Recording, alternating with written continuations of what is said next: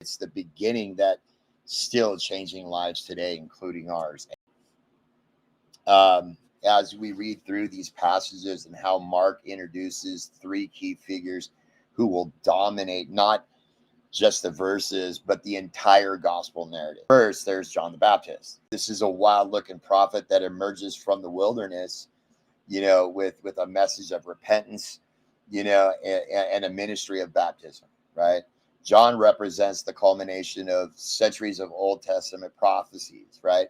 He's the voice crying out in the wilderness that Isaiah, you know, the forerunner who prepares the way for the Messiah, but John also shows us that uh, what true ministry looks like, right? It's not about building our own platform or drawing attention to yourself, man. You know what I mean?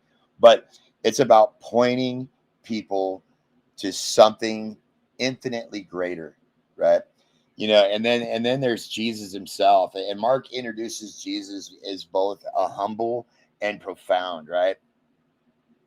He doesn't arrive with royal fanfare or political power, right? He simply shows up from Nazareth, gets in line with all the other sinners to be baptized. It's our first glimpse of the incarnation in action, right? God stepping down into our mess, identifying completely with people that he came to save.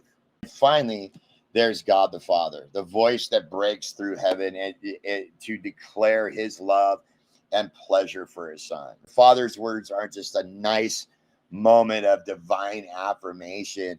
They're a theological statement that identifies Jesus as both the royal son of Psalms 2 and the suffering servant of Isaiah 42. So this is what Mark calls the beginning that changes everything, as well as we see it's the beginning that still changing lives today, including ours.